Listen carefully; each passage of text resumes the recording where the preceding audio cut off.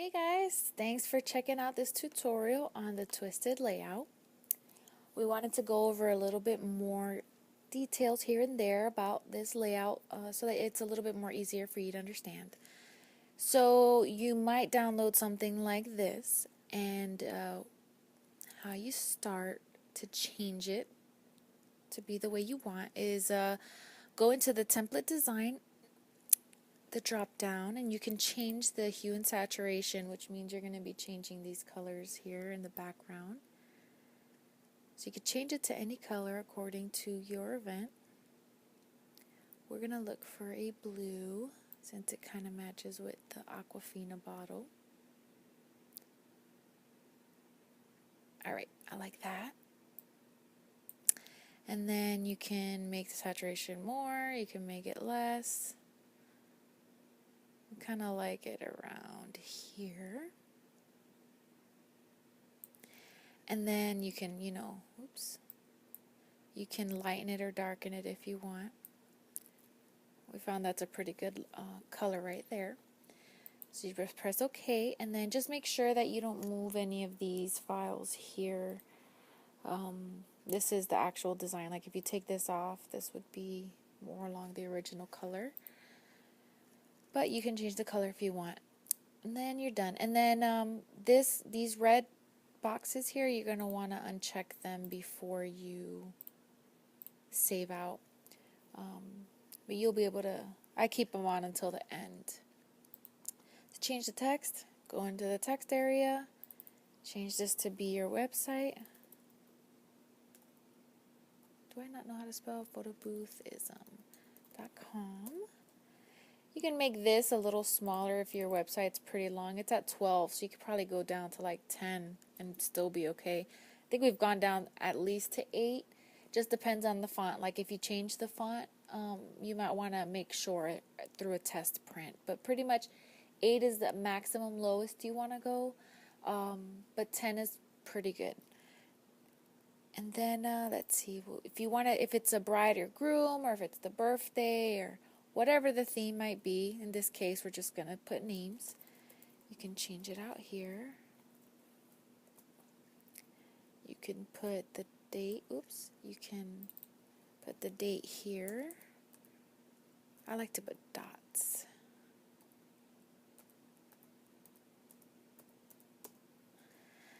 And there you have that. And then the frames, you could change the color by going into it and clicking on the stroke. I think white will be a good color, but you can change it to be any color that you want. An easy way, if you're on the Windows, you could just press Alt and then click on the effect that you want to copy over, and then just drag it. If it has the double arrow there, the black and white one, you're doing it correctly, and then you can just let go and it'll do. So that's a kind of an easy way, quick way to do that. And then once you have the frames, that's pretty much it. Now this guideline here, which is this red, is basically telling you don't let any text go beyond that line. If it does, you're gonna get a risk of your text getting cut off. So that's the safe line. If you're within that line, your text is safe. So once you're finished, you just uncheck that, remove the images. What I do to flatten this image and still keep the see-through boxes where the pictures are supposed to be is press Control Shift E. Okay. Well, I have to be on a visible layer. Control Shift E. As you can see, if you are clicked on an invisible layer, if that happens to you, double check that and make sure that you're clicked on any layer that's still visible.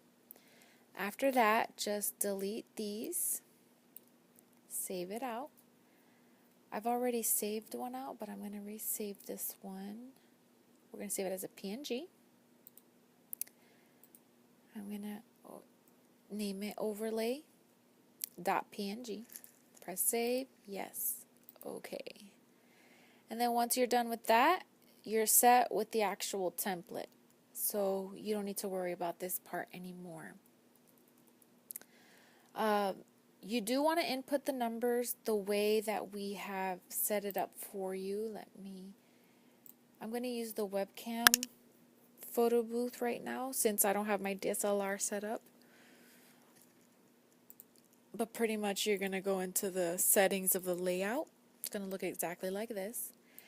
And since we already have the numbers here input, if we preview, this is another thing. If it comes out like this, don't freak out. All you got to do is go into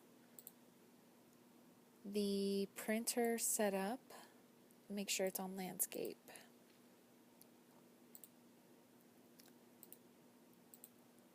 If you preview again, you will see that this is the layout that we have.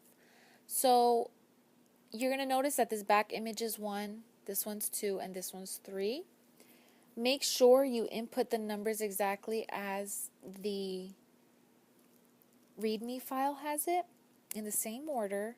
And then what you can do is, let's say that you wanted this to be image 3, this one to be 2, and this one to be 1. So 1, 2, and 3. What you would do is 1 and 3. I think that's what I said. So it would be 1. Oh no, I did it wrong. 1, 3, 2.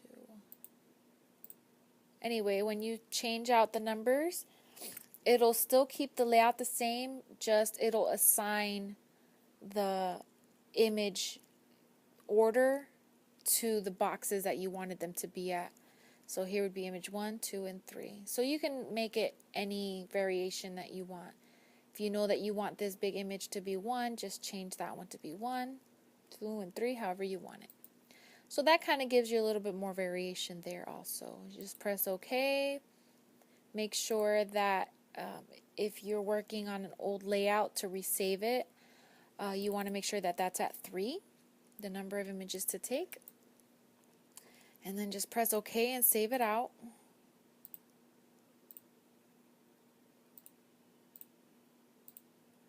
And then when you press start, you can sample it out and it will give you this layout with your images in it. If you have any questions, just shoot us an email to info@photoboothism.com and we will try and answer them for you the best we can. Thanks so much for watching.